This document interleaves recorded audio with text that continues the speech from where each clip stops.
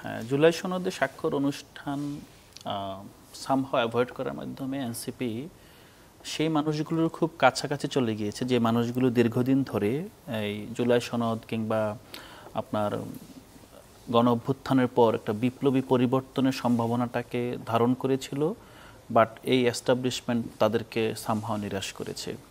তো জুলাই সনদে স্বাক্ষর না করার মাধ্যমে পলিটিক্যাল ফোর্সের সেই অংশটাকেও এনসিপি কাছে টানতে পেরেছে, যারা বিভিন্নভাবে বিভিন্ন কারণে আপনার ঐকমত্য কমিশনে অংশগ্রহণ করেছে, সরকারকে সাপোর্ট দিয়ে গিয়েছে, কিন্তু মনের গহীনে সবসময় একটা বিপ্লবী পরিবর্তনের আকাঙ্ক্ষা লালন করেছে।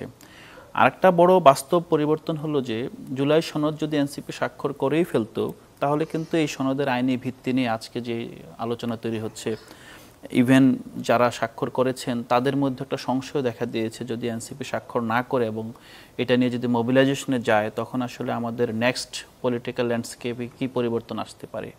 এবং সামনে যে নির্বাচন, অতি আকাঙ্ক্ষিত নির্বাচন, বিশেষ করে তাদের কাছে বেশি আকাঙ্ক্ষিত যারা আপনার ওয়েটিং ফর গভর্নমেন্ট, যারা সরকারে যাবেন বলে বিশ্বাস করছেন, তখন তাদের কাছে কিন্তু এটা একটা বড় এখন আপনার চ্যালেঞ্জ। এই চ্যালেঞ্জ মোকাবেলা করতেই হবে।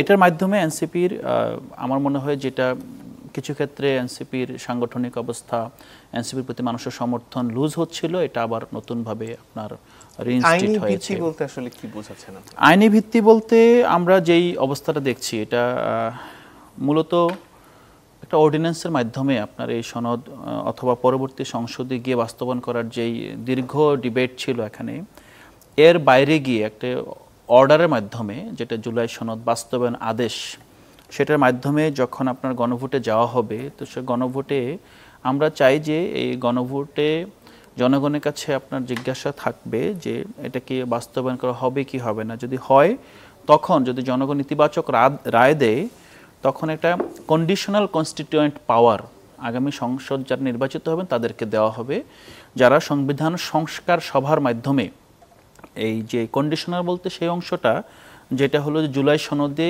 আপনার রাজনৈতিক দলগুলো যে যে বিষয়ে একমত হয়েছে, সেই বিষয়গুলো তারা আসলে ওপেন করতে পারবে। এর বাইরে গণপরিষদ হলে যেটা হয় যে পুরো আপনার সংবিধানের যে কোনো ধারা যে কোনো জায়গায় যেতে পারবে, সেটা যেতে পারবে না। শুধুমাত্র যে জুলাই সনদ বাস্তবায়নের জন্য একটা কনস্টিটিউয়েন্ট পাওয়ার। তো এই পর্যায়ে আমার মনে হয় না যে রাজনৈতিক দলগুলো আর দ্বিমত করার কোনো সুযোগ থাকবে। এবং যে সংশয়টা অনেকেই করছিল যে যদি গণপরিষদ হয়, তখন কি আসলেই আপনার আমাদের মধ্যে অনেক অবিবেচক রাজনৈতিক শক্তি আছে যারা উচ্চকক্ষে পিয়ারের যে একটা ভ্যালিড গ্রাউন্ড, সেই গ্রাউন্ডটাকে নিম্নকক্ষে পিয়ারের একটা ওভারহেলমিং একটা আপনার আন্দোলন দিয়ে এটাকে নষ্ট করে দিয়েছে। এবং বিভিন্ন বিতর্কে আপনার এখন উচ্চকক্ষ এবং নিম্নকক্ষে আলাদা করে পিয়ারের আলোচনাটা হয় না হওয়ার পিছনে আমাদের যেই ধারণা এবং যেটা মনে হচ্ছে যে এই যে আপনার পুরো পিয়ারটাকে নিম্নকক্ষে নিয়ে যাওয়া, সেটা তো আসলে কারো এজেন্ডাই ছিল না। তো এখন যদি গণপরিষদ হয়, এমনও হতে পারে কেউ ইসলামিক রিপাবলিকের দাবিতে আবার রাস্তাঘাট বন্ধ করে দিতে পারে। এই ভয়টা অনেকের আছে, ইভেন এই ভয়টা আমাদের বন্ধু রাষ্ট্রগুলোর মধ্যেও আছে। যদি আমরা একটা কন্ডিশনাল কনস্টিটিউয়েন্ট পাওয়ার দেই, তাহলে তো আপনার সেই ভয়টাও থাকে না। তো আমরা মনে হয় এখন যেই দাবিটাতে চলে আসছি, রাজনৈতিক দলগুলো বাকি যারা আছেন তারা হয়তোবা সামনাসামনি স্বীকার করেন না, বাট সবাই এখন মোটামুটি একমত যে জুলাই সনদ যদি বাস্তবায়ন করতে হয়, আইনি ভিত্তি দিতে হয়, তাহলে অর্ডার লাগবে। আর যদি অর্ডার হয়, অর্ডারের পরে যদি গণভোট হয়, গণভোট যদি ইতিবাচক রায় আসে, তাহলে অবশ্যই নেক্সট যে সংসদটা শুধুমাত্রই আপনার সংসদ হবে না, পার্লামেন্ট হবে না, বাট সামথিং এক্সট্রা। এই সময় এসে যে নাহিদ ইসলাম আবার জামাতের ভূমিকা পিয়ার আন্দোলন নিয়ে যে প্রশ্নগুলো তুলছেন, সেটা এই সময় আসলে কেন যৌক্তিক বা প্রাসঙ্গিক? এই সময় প্রাসঙ্গিক এই কারণে আমরা দেখি যে আপনার এই যে একটা রিফর্মের একটা মানে সবার মধ্যে একটা পরিবর্তন আকাঙ্ক্ষা ছিল, রিফর্মে অংশগ্রহণ করেছে, রিফর্ম ডিবেটে অংশগ্রহণ করেছে, ঐকমত্য কমিশনের পূর্বে যেই সংস্কার কমিটিগুলো হয়েছিল সেখানে প্রস্তাব দিয়েছে। আপনি যে প্রস্তাব দিলেন না, যে প্রস্তাব আসলে আপনার ঐকমত্য কমিশনের যে শর্টলিস্টেড আলোচনায় নেই, স্প্রেডশিটে নেই, আপনি সে ধরনের কিছু প্রস্তাবকে নিয়ে আপনি পুরো সময়টা কাটিয়ে ফেললেন এবং আপনার রাস্তায় পুরো শক্তিটা ব্যয় করলেন সেটা নিয়ে।